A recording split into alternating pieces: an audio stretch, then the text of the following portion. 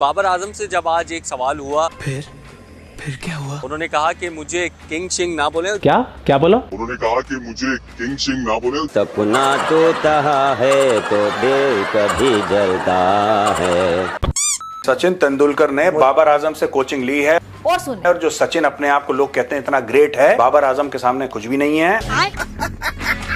और बाबर आजम ने सचिन को कोच करा था। और सुने, बाबर आजम ने सुनील गावस्कर को भी कोच करा था। और सुने, बाबल दिलेत है, बाबल ने सचिन को बल्ला पकड़ना दिखाया। लेकिन खुद बाबर को अपना फोन संभालना नहीं आता। पाकिस्तान क्रिकेट के साबिक कप्तान और माया नाज बैटर बाबर आजम का फोन गुम हो गया। बाबल बहुत बड़ी अचीवमेंट सुनो कि आपका स्टेडियम बहुत बेहतर हो गया है, लेकिन यहाँ पे लोगों के लिए वॉशरूम भी अवेलेबल नहीं है, इतने बुरे हालात हैं। तो कैसे हो किटकैट्स? पता नहीं। आई होप अच्छी होगी, मैं भी अच्छी हूँ। अरे वाह। नाज़रीन, क्रिकेट में सियासत आ जाए तो सारा मजा खराब हो जाता है और ये मजा खराब करने में भारत चैंपियन है। रहा नहीं जाता, तड़प ही ऐसी है ना।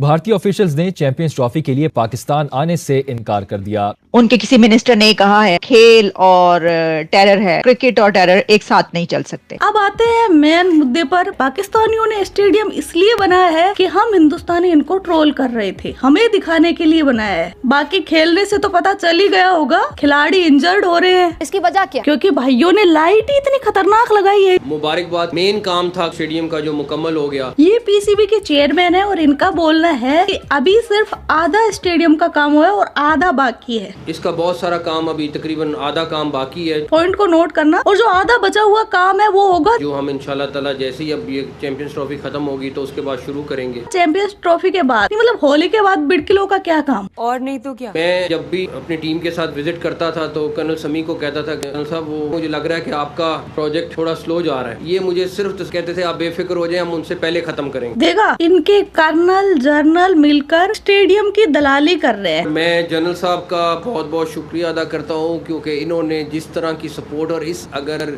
खुद ये सुपरवाइज ना करते जनरल साहब तो ये काम मुश्किल नहीं, इम्पॉसिबल था। मैं ये सोच रहा हूँ यार, साजिशी काफिरों ने साजिश कर दी है, मिसाइल छोड़ दी तुम्हारे ऊपर तो कौन देखेगा? ये जो टीवी एंकर है जो इतनी आग की भरी है, ये क्या आपने मतलब खुद के परमाणु बम से फिर युद्ध करेंगी? जाए तो कहाँ जाए, किससे बात करें, किससे पूछें? मजा आएगा वैसे ऐसे युद्ध में। अबे साले, आज के जो दूल्हा है वो कर्नल समी है। एक्चुअली स्टेडियम का काम करवा कर दूल्हा बन गया है इनका कर्नल, और दुल्हन बनेगी फिजा खलीफा, किरण खान और छिपकली अनिका निसार और बची खुची जो छोटी मोटी सारी एंकर है ना, सबको लपेट दो। वो लोग जो सोशल मीडिया पे बैठ के दावे कर रहे थे कि ये स्टेडियम नहीं बना पाएंगे। जो कौम को ये लगता है कि ये क्रिकेट का स्टेडियम बनाना बहुत बड़ी अचीवमेंट है कि आपको सुनाना पड़े, इंडिया में इतने स्टेडियम हमने तो किसी को नहीं सुनाया। जो इंसान कैरेक्टर से हल्का होगा वो पुंगी सबसे ज्यादा बजाता है।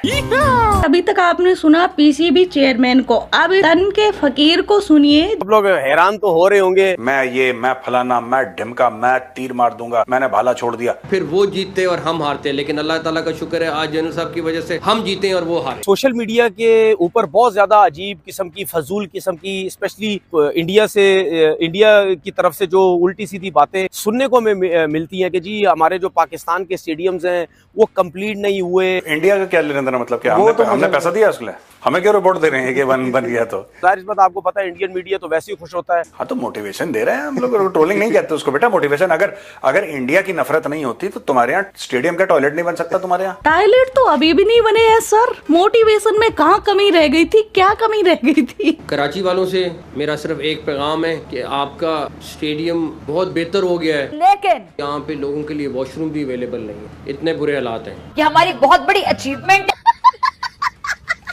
स्टेडियम में मैं आपको बताता हूँ कि कराची स्टेडियम में तकरीबन 95 to 98% काम जो है वो हो चुका है। खुद पीसीबी चेयरमैन बता रहा है आधा काम बाकी है, लेकिन ये बोल रहा है 98% हो गया है। इसका बहुत सारा काम अभी तकरीबन आधा काम बाकी है। 95 to 98% काम जो है, समझ रहे हो कितना मोटा माल खिलाया गया है इसको ये सब तारीफें करने के लिए। अभी आगे सुनिए। ये बिल्कुल ब्रांड न्यू जो है वो लाइट्स लगाई गई हैं। लाइट बहुत अच्छी हैं, लाइट अल्टीमेट है, सब कुछ बढ़िया, मुझे कुछ नहीं कहना।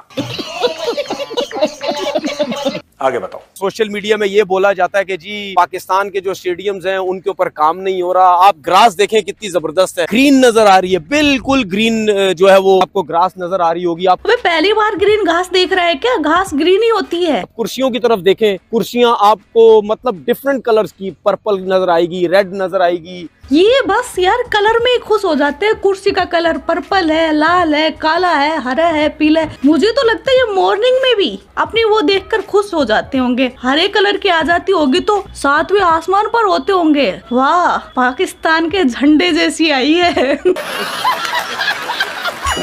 ये स्पेशली मैं वीडियो यहाँ पे इसलिए आया हूँ बनाने के लिए क्योंकि इंडिया को दिखा देंगे कि हम स्टेडियम बना सकते हैं। तो लोग खार खाते थे ना पाकिस्तान से, उनको ये बता दूं ये सारा काम यूं हो गया है। हमने IMF की शराइत मंजूर करने के लिए हम उल्टे सीधे हो गए। No no no.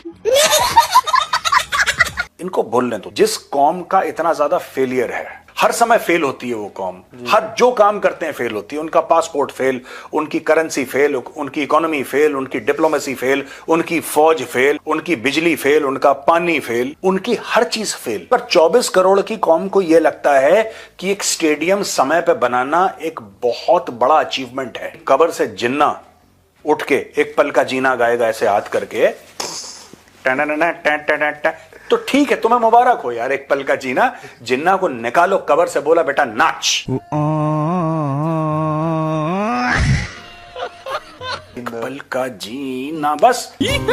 वजीर आजम साहब भी वहाँ पे आए हैं। अच्छा, आधे अधूरे बिना टॉयलेट के लाहौर स्टेडियम के इनॉग्रेशन के टाइम पाकिस्तानी PM छोटे चेतन के बड़े बोल बच्चन देखिए। और अब चैंपियंस ट्रॉफी कि चैंपियंस ट्रॉफी बेशक हार जाना, लेकिन जो हमारा हमसाया है उसको शिकस्त फाश देकर आप 24 करोड़ आवाम के दिल जीतेंगे। और ये सारी जिम्मेदारी कौन कौन से खिलाड़ी को दी है? रिजवान, आफरीदी और सो कॉल्ड किंग आजम को। और रिजवान साहब कहाँ हैं? कुर्सी के नीचे देख, ईरानी ठूस रहा होगा। आजम साहब आपसे बड़ी तवक्को कहाँ है? आजम आफरीदी साहब, आप अपने फादर इन लॉ की उनके नक्शे कदम पे चलें दुबई में, फिर मुझे भी आप ले चलें इंशाल्लाह। फिर वहाँ पर इनकी बॉलिंग और बैटिंग देखेंगे इंशाल्लाह। और इंशाल्लाह ताला ये मैदान मारेंगे और आप देखेंगे अल्लाह ताला हमारी मदद करेंगे इंशाल्लाह ताला। और 50 रुपए कट ओवर एक्टिंग की वजह से। हाँ, तो पाक मीडिया ने पूछा रिजवान से, आपके कंधों पर इतनी बड़ी जिम्मेदारी आ गई है कि दुबई में जाकर भारत को हराना है। तो रिजवान का जवाब था, यहाँ किंग कर लेगा। और जब किंग से पूछा गया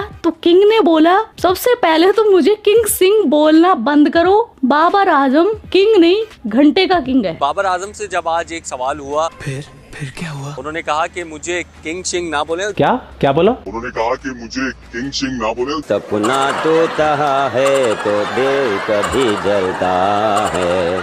पाकिस्तानी टीम कितना दमखम, कितना जज्बा, कितना हौसला रखती है। मिडिल के अंदर जो है कोई बैट्समैन ही नहीं है बैट करने के लिए इस दफा, और यही चैंपियंस ट्रॉफी में जा रहे हैं। हाँ भाई हाँ। मैं तो बहुत लंबी बैटिंग खिलाने के इसलिए भी हक में नहीं हूँ कि अगर आपके पहले 5 नहीं चले तो अगले 2 भी नहीं चलेंगे, या चल भी जाएंगे तो मैच नहीं बचेगा। अब मसला क्या है? अच्छा, अभी इनका उछलना कूदना देख चुके हैं। ये कोई खाला जी का घर नहीं था। मैं चैलेंज करता हूँ कोई बनवा के बता दे। वो बिलांद भर का स्टेडियम है गरीब सा, उसमें इतनी खुशियां मना रहे हैं जिसमें टॉयलेट तक कभी है नहीं। और उस स्टेडियम के लिए भी इन्होंने कहां से कितना कर्जा लिया। इनका जो PM है वो दुबई पहुंच गया था कटोरा लेकर, और इनका जो सदर प्रेसिडेंट जरदारी वो पहुंचा चाइना, वो भी भीख मांगने के लिए। और खुद IMF पहुंच गया है पाकिस्तान में इनके नट बोल्ट टाइट करने के लिए। तीनों को देखते हैं बारी बारी से। चलते हैं दुबई, जहां पर वजीर आजम शहबाज शरीफ दुबई में। मैं UAE के मैंने उन भाइयों को कहा मैं आया हूँ तो आप समझेंगे शायद ये मांगने आया। मैं मांग नहीं आया, लेकिन मजबूरी है। जी हाँ, चाइना जो कि हमारा बेहतरीन दोस्त है, और आप लोग जानते ही हैं कि जी आसमानों से ऊपर, पहाड़ों से ऊंची, समंदर से गहरी, शहद से मीठी, और न जाने कैसी कैसी दोस्ती जो है वो हम चाइना के साथ रखते हैं। मैं आपको अंदर की फिल्म बता दूं कि चीन के साथ हमारे जो है ना सिचुएशन बहुत ज्यादा बिगड़ी हुई है, क्योंकि कोई टीवी एंकर आपको नहीं बताएगा, क्योंकि पता आता तो कुछ होता नहीं है। एक गलती से मैं ज्यादा पढ़ लिख गया हूँ, फंस गया हूँ। अभी आजकल जी हमारे जो प्रेसिडेंट है यानी कि आसिफ अली जरदारी साहब, जी हाँ, वो भी गए हुए हैं और चाइना के विजिट पर। अब हमने दोबारा से चीन के साथ कर ली दोस्त। क्यों की दोस्ती?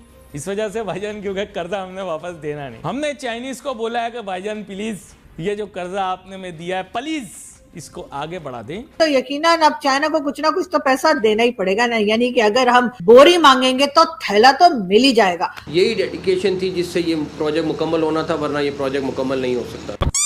क्या IMF का वफ़द दौरा ये मामूल की बात है या इससे बढ़कर कुछ और भी?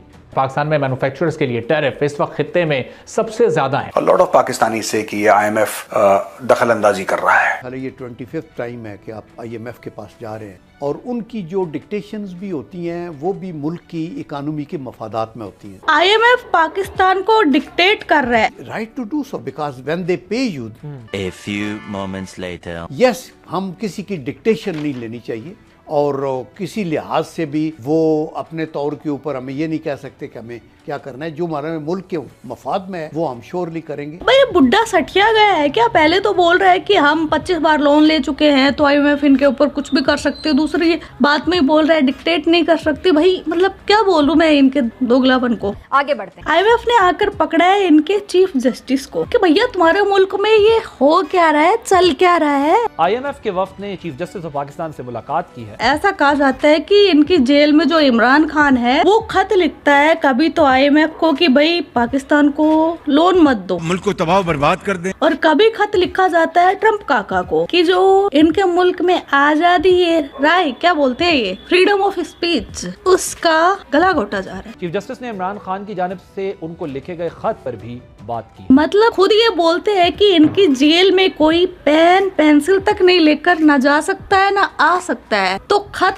कैसे बाहर आ गए? खुद छोटे चेतन ने तो नहीं लिख दिए सिंपैथी पाने के लिए। इस बहस में गिर गए तो बात बहुत दूर तक जाएगी। खत का मामला जो अभी तक गुत्थी बना हुआ है, जो खत लिखा गया, तो जो सुप्रिंटेंडेंट जेल है अडियाला वो तो कहते हैं कि जी जो खत लिखा जाता है, जारी बात है उनकी नजर से गुजरे बगैर, इंतजामिया की नजर से गुजरे बगैर कभी जा ही नहीं सकता। क्या मुअम्मा बना हुआ खत का? अडियाला जेल में इमरान खान से एक मुलाकात करके आया था। और वहाँ का जो सिस्टम है उसमें तो कोई खत क्या, एक कागज का छोटा सा टुकड़ा भी जो है या एक पेन, ये दोनों चीजें अंदर नहीं जा सकती। कोई भी लेके नहीं जा सकता, ना लेके बाहर आ सकता है, ये पॉसिबल नहीं है। प्रोग्राम में बातें हो रही थी IMF की, लेकिन फिजा बेबी को एक उम्मीद की किरण खास नजर आई, इसलिए ना सिर्फ अपने आसिक का हाल चाल पूछ डाला बल्कि रिएक्शन देखिए मोहतरमा का। अच्छा चलिए ये बताएं, जब आपकी मुलाकात हुई थी तो आपने बानी PTI को किस हाल में देखा वहाँ पे, उस मुलाकात का थोड़ा सा अहवाल बता दें। उसी तरह से वही अंदाज और वही बातचीत। फिक्र ना करें। जैसे से जो IMF के वफ़द की मुलाकात है उस पर बड़ा एक सख्त पोजीशन लेते हैं, वे सख्त किस्म का बयान दी है। लेकिन चले ये बताएं कि IMF का क्या इतना किरदार होना चाहिए जिसको आम अल्फाज में मुदाखलत अमल दखल भी कह सकते हैं कि वो सुप्रीम कोर्ट तक पहुंच जाए? IMF को अगर हम खुद ना बुलाएं तो IMF ने क्यों आना है? इमरान खान साहब जब आए तो उन्होंने आते ही कहा कि मैं IMF की तरफ जाने से बेहतर समझूंगा कि मैं खुदकशी कर लूं, लेकिन जाना भी पड़ा। IMF तो देखें ये सारी मजबूरी की चीजें हैं। आसन भाई ये हमारे लिए कड़वी गोली बन चुकी है जिसको हमने निगलना ही है हर हाल में ना, पहले थूक फिर चाट और फिर निगल।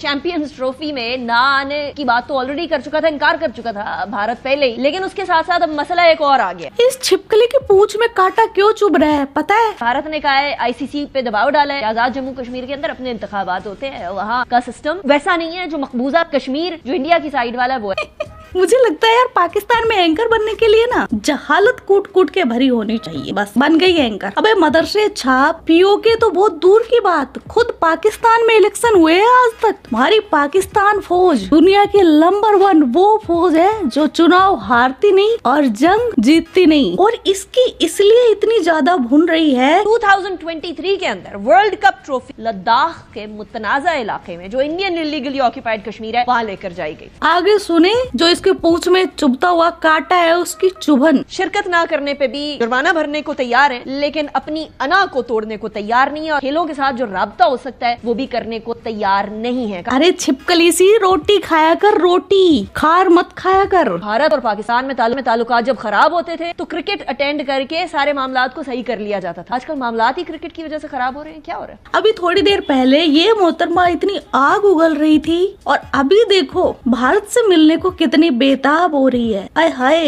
ये छटपटाहट देखी नहीं जाती। इस सियासत को देखते हुए और ये देखते हुए कि जयशंकर भी आईसीसी के अंदर जो है वो कमांड संभाल लेंगे, और जयशंकर अमित शाह के साहबजादे, और अमित शाह तो पाकिस्तान के बहुत खिलाफ हैं। नहीं, भारत की राजनीति में घुसना जरूरी है जब तुझे जय शाह और जयशंकर में अंतर ही नहीं पता। दोनों अलग अलग हस्तियां हैं, और अमित शाह का बेटा जैसा ही होगा, तुम्हारी तरह नहीं किसी का भी सरनेम लगाकर घूमते हैं। आने वाले टाइम्स में और ज्यादा ये फासले तो नहीं बढ़ जाएंगे इंडिया पाकिस्तान के इतने? कैसे पाकिस्तान के अंदर जो इवेंट होता है उसके अंदर इंडिया को मसला हो जाता है, कल को कहीं इंडिया यही ना कह दे कि हमने पाकिस्तान के साथ क्रिकेट ही नहीं खेलना। आय हाय, कितना दुख है यार इसकी जिंदगी में। मतलब अभी तो सिर्फ ये दुख है इनको कि भारत इनके मुल्क में खेलने नहीं जा रहा, फिर इनको एक डर और सता रहा है कि कहीं ये ही ना बोल दे कि इनके साथ खेलना ही नहीं है। मैं बोलती हूँ तुम्हारे मुंह में ना घी शक्कर, ऐसा ही होना चाहिए, तुम्हारे साथ कोई मैच होना ही नहीं चाहिए। और होगा इंशाअल्लाह ताला। इंडिया एक तरफ रहे ना, इन बिटवीन क्यों हुआ है पाकिस्तान को? वो भी ऐसा मालूम होता है कि एक पेंडुलम की तरह बीच में लटका हुआ है। तो ये वाकई बहुत बड़ी अचीवमेंट है। तो ये था आज का वीडियो। आपके क्या थॉट्स इस वीडियो के बारे में कमेंट सेक्शन में बता देना। आप अपना ख्याल रखना। Love you my kit cats. Yo Kittu भाई। यो किट्टू भाई।